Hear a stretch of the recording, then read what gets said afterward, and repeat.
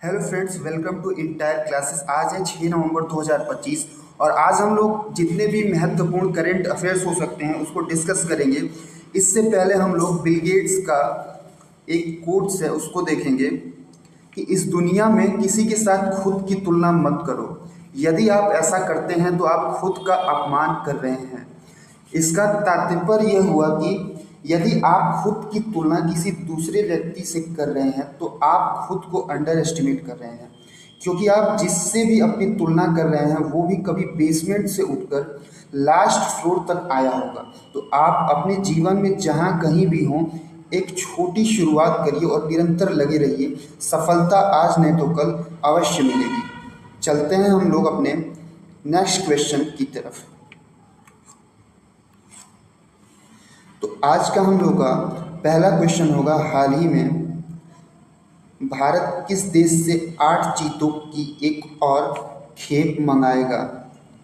पहला ऑप्शन है नामीबिया, दूसरा ऑप्शन है साउथ अफ्रीका, तीसरा ऑप्शन है तंजानिया, चौथा ऑप्शन है बोत्सवाना। तो इसका राइट आंसर होगा बोत्सवाना, यानी कि भारत बोत्सवाना से 8 चीतों की एक और खेप मंगाएगा। अब हम बात कर ले रहे हैं इन देशों के बारे में। नामीबिया की राजधानी होगी विंडहोक।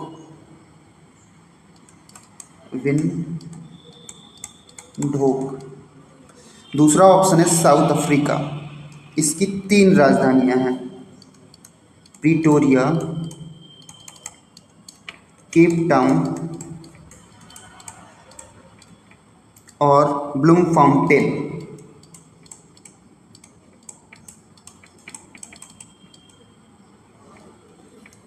तो जो प्रिटोरिया है इसकी एडमिनिस्ट्रेटिव कैपिटल है। केप टाउन जो हो गया इसकी लेजिस्लेटिव कैपिटल है जहाँ पे पार्लियामेंट बैठती है। ब्लूम फाउंटेन जो है इसकी जुडिशियल कैपिटल है जहाँ पे आपकी सुप्रीम कोर्ट है। तंजानिया दूसरा देश हो गया तंजानिया, और चौथा देश हमारा हो गया बोत्सवाना जिसकी राजधानी होगी गैबोरोन।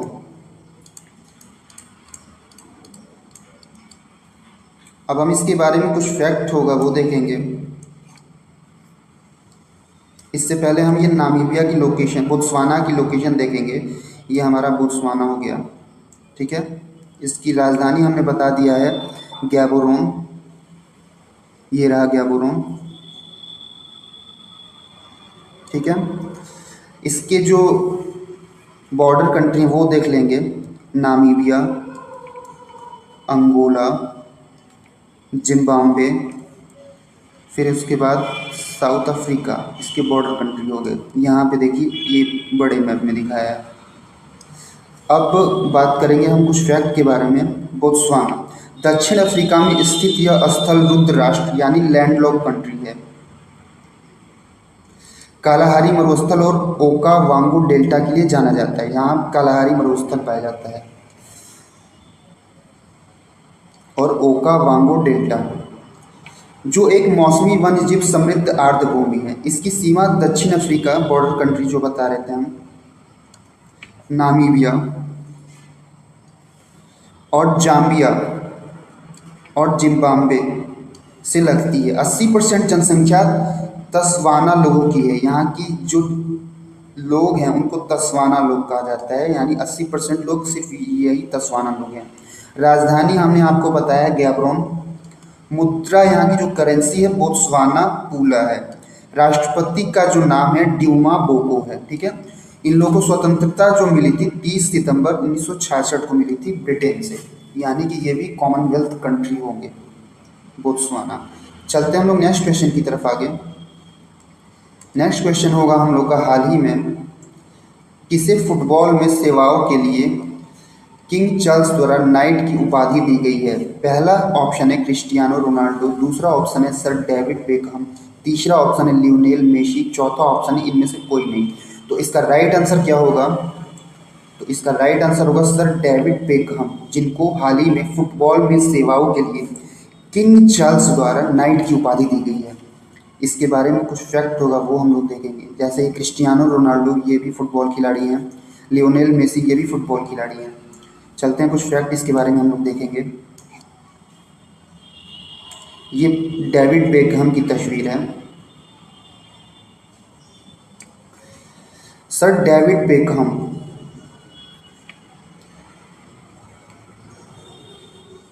को फुटबॉल में सेवाओं के लिए किंग चार्ल्स द्वारा नाइट की उपाधि दी गई।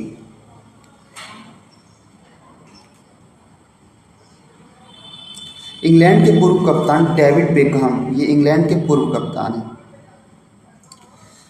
को विंडसर कैसल में आयोजित एक समारोह में किंग चार्ल्स तृतीय द्वारा नाइट की उपाधि से सम्मानित किया गया। पारिवारिक उपस्थिति, उनकी पत्नी विक्टोरिया बेकहम, ये इनकी पत्नी है विक्टोरिया बेकहम, जिन्होंने उनका सूट डिजाइन किया था, और उनके माता पिता भी मौजूद थे। करियर विरासत 115 बार इंग्लैंड का प्रतिनिधित्व किया, 2000 से 2026 तक कप्तान रहे ये इंग्लैंड के, और मैनचेस्टर यूनाइटेड, रियल मैड्रिड और अन्य टीमों के लिए 3 विश्व कप और 2 यूरो चैंपियनशिप में खेले हैं। चलते हैं हम लोग नेक्स्ट क्वेश्चन की तरफ आगे। नेक्स्ट क्वेश्चन होगा हम लोग का, हाल ही में आईसीए ग्लोबल रैंकिंग में दुनिया की शीर्ष सहकारी समितियों में भारत की कौन सी समितियां शामिल हुई हैं? पहला ऑप्शन है क्रिब्को, दूसरा ऑप्शन है नाबार्ड, तीसरा ऑप्शन है इफ्को और अमूल, चौथा ऑप्शन है नेफेड। तो इसका राइट आंसर होगा इफ्को और अमूल। इनको अभी आईसीए ग्लोबल रैंकिंग में दुनिया की शीर्ष सहकारी समितियों में शामिल किया गया है। इसके बारे में कुछ फैक्ट होंगे हम लोग देखेंगे। इफ्को और अमूल आईसीए ग्लोबल रैंकिंग में दुनिया की शीर्ष सहकारी समितियों में शामिल। दोहा में आयोजित आईसीए CM50 में घोषित अंतर्राष्ट्रीय सहकारी गठबंधन वर्ल्ड कोऑपरेटिव मॉनिटर 2025 में इफ्को और अमूल को दुनिया की अग्रणी सहकारी समितियों में स्थान दिया गया। इफ्को प्रभाव, टिकाऊ उर्वरक उत्पादन, यानी इफ्को का काम ये बता रहा है क्या होता है।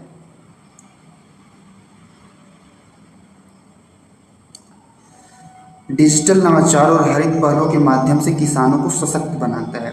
अमूल के बारे में देखेंगे हम लोग, ग्रामीण आत्मनिर्भरता का प्रतीक, लाखों डेयरी किसानों का उत्थान। इफ्को के बारे में अगर हम बात करें तो इसका जो फुल फॉर्म होगा Indian farmer and fertiliser cooperative. Amul का मतलब होगा आनंद मिल्क यूनियन लिमिटेड। ये दोनों एक सहकारी समितियां हैं, ठीक है। चलते हैं हम लोग नेक्स्ट क्वेश्चन की तरफ आगे। नेक्स्ट क्वेश्चन होगा, वैश्विक हरित हाइड्रोजन सम्मेलन की मेजबानी कौन सा देश करेगा?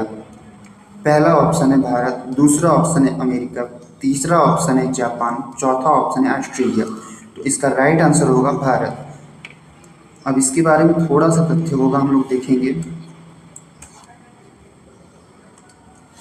भारत वैश्विक हरित हाइड्रोजन सम्मेलन की मेजबानी करेगा, और ये मेजबानी जो करेगा वो 11 से 12 नवंबर के बीच करेगा। नवीन एवं नवीकरणीय ऊर्जा मंत्रालय, नवीन एवं नवीकरणीय ऊर्जा मंत्रालय 11 से 12 नवंबर को नई दिल्ली में, कहाँ पे होगा ये आयोजन? नई दिल्ली में हरित हाइड्रोजन पर अंतर्राष्ट्रीय सम्मेलन ICGH 2025 का आयोजन करेगा। इसका लक्ष्य उत्पादन विस्तार, अवसंरचना और वैश्विक सहयोग पर चर्चा के माध्यम से राष्ट्रीय हरित हाइड्रोजन मिशन को गति देना होगा।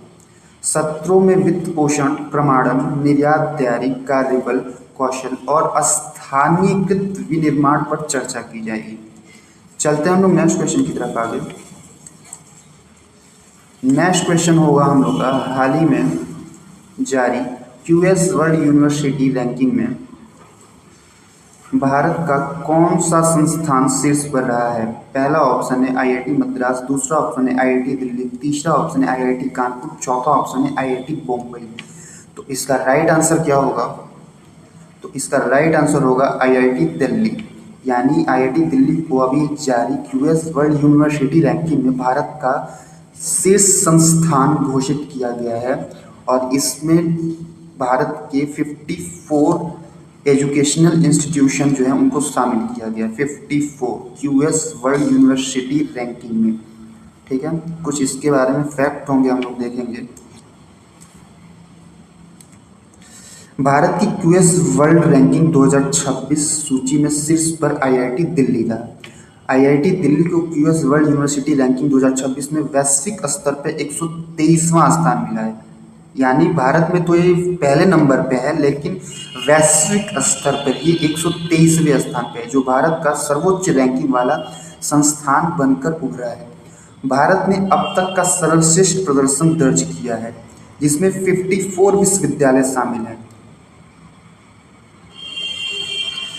जिससे यह दुनिया भर में चौथा सबसे अधिक प्रतिनिधित्व वाला देश बन गया है। ये इंपॉर्टेंट पॉइंट होगा, दुनिया भर में चौथा सबसे अधिक प्रतिनिधित्व वाला देश बन गया है। अन्य शीर्ष रैंक आईआईटी बॉम्बे की 129वीं रैंक है, आईआईटी मद्रास जो है उसकी 180वीं रैंक है, आईआईटी खड़गपुर की 215वीं रैंक है, और आईआईटी बेंगलोर जो है इसकी 219वीं रैंक है, और दिल्ली यूनिवर्सिटी यानी दिल्ली विश्वविद्यालय भी शीर्ष 350 में शामिल हुआ है। चलते हैं हम लोग नेक्स्ट क्वेश्चन की तरफ आगे।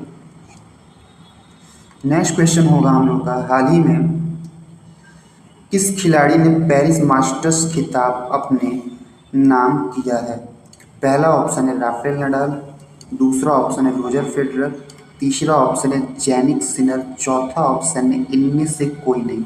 तो इसका राइट आंसर होगा जैनिक सिनर। यानी अभी हाल ही में जैनिक सिनर ने पेरिस मास्टर्स खिताब अपने नाम किया है।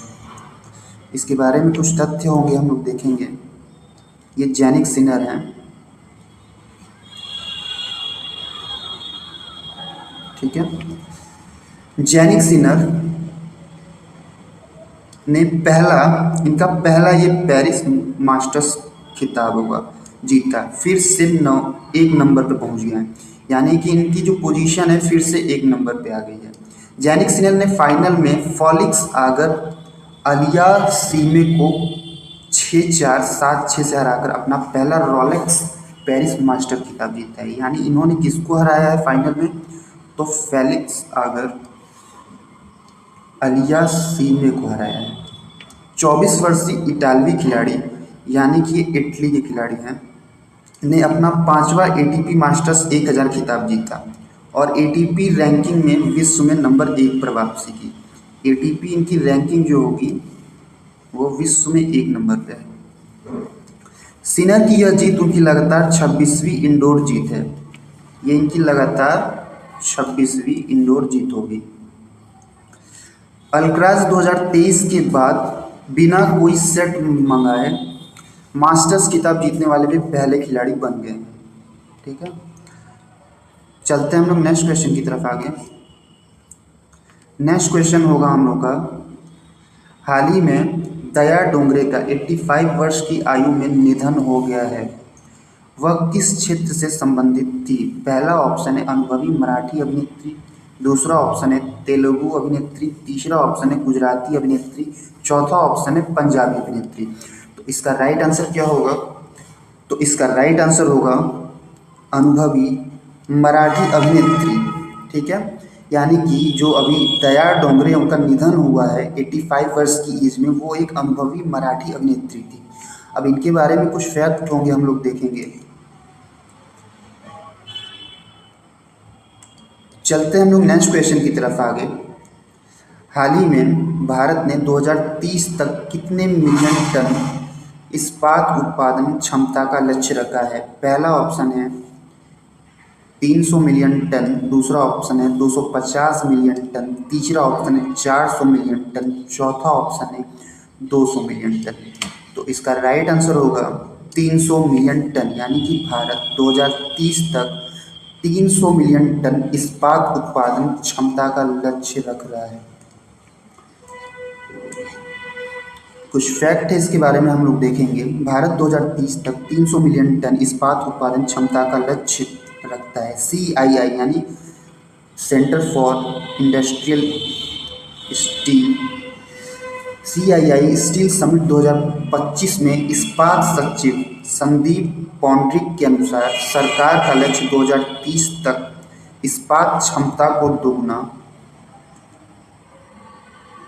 करके 300 मीट्रिक टन और 2047 तक 500 मीट्रिक टन तक पहुंचाना है। वर्तमान स्थिति क्या है ये देखेंगे हम लोग। पिछले एक दशक में क्षमता 100 मीट्रिक टन से बढ़कर लगभग 200 मीट्रिक टन हो गई है। वित्त वर्ष 2024-25 में मांग 8.5% क्षेत्रीय वृद्धि के साथ 152 मीट्रिक टन तक पहुंच गई। सरकार राष्ट्रीय सतत इस्पात मिशन के तहत हरित और हाइड्रोजन आधारित इस्पात प्रौद्योगिकियों को आगे बढ़ा रही है। चलते हैं हम लोग नेक्स्ट क्वेश्चन की तरफ आगे। नेक्स्ट क्वेश्चन होगा हम लोग का, हाल ही में कहाँ दुनिया के सबसे बड़े पुरातात्विक संग्रहालय GEM का उद्घाटन हुआ है? पहला ऑप्शन है ईरान, दूसरा ऑप्शन है मिस्र, तीसरा ऑप्शन है चीन, चौथा ऑप्शन है इंग्लैंड। तो इसका राइट आंसर क्या होगा? तो इसका राइट आंसर होगा मिस्र, यानी कि अभी हाल ही में दुनिया के सबसे बड़े पुरातात्विक संग्रहालय का उद्घाटन मिस्र में किया गया है। बाकी के ऑप्शन भी देखेंगे। मिस्र की राजधानी क्या होगी? तो इजिप्ट की राजधानी जो होगी, तो इसकी राजधानी होगी काहिरा।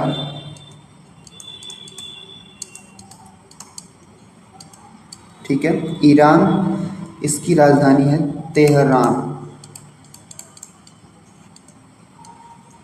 चीन, इसकी राजधानी होगी बीजिंग। इंग्लैंड, ये खुद राजधानी है ब्रिटेन की। चलते हैं हम लोग नेक्स्ट क्वेश्चन की तरफ आगे। नेक्स्ट क्वेश्चन होगा हम लोग को, ये देखिए कुछ फैक्ट है इसके बारे में। ये जो अभी संग्रहालय, पुरातात्विक संग्रहालय बना है, उसका इमेज दिखाया गया है। ठीक है। मिस्र ने गीजा के महान पिरामिड के पास, कहाँ पे? गीजा के महान पिरामिड के पास ग्रैंड इजिप्शियन म्यूजियम का आधिकारिक रूप से उद्घाटन किया। इसका नाम क्या है? Grand Egyptian museum.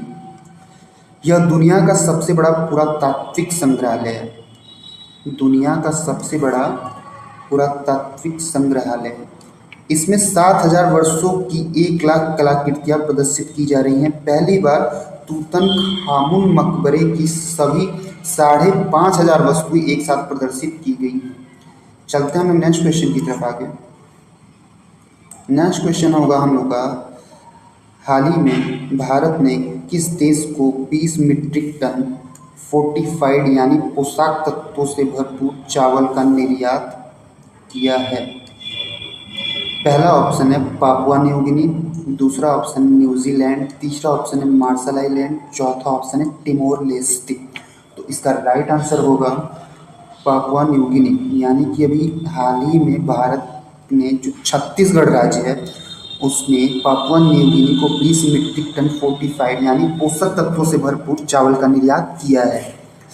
अब इसके बारे में कुछ फैक्ट होगा, हम लोग देखेंगे कि भारत ने छत्तीसगढ़ से पापुआ न्यू गिनी को 20 मीट्रिक टन फोर्टिफाइड यानी पोषक तत्वों से भरपूर चावल का निर्यात किया है। ठीक है। और यह जो निर्यात का काम करता है वो कौन करता है? एपीडा। ठीक है। एपीडा यानी इसका फुल फॉर्म होता है agricultural and processed food products export development authority. ये एपीडा करता है एक्सपोर्ट का काम। और ये जो आता है ministry of commerce and industry, government of India के अधीन आता है। ठीक है। अब एपीडा जो हुई उसकी स्थापना जो हुई थी वो हुई थी 13 फरवरी 1986 में इसकी स्थापना हुई थी। और इसका हेड क्वार्टर जो है वो है नई दिल्ली में। ठीक। तो ये रहा आज का हमारा करेंट अफेयर्स। इसकी PDF वीडियो के डिस्क्रिप्शन बॉक्स में उपलब्ध है, आप वहाँ से जाकर इसी को डाउनलोड कर सकते हैं। Thank you so much.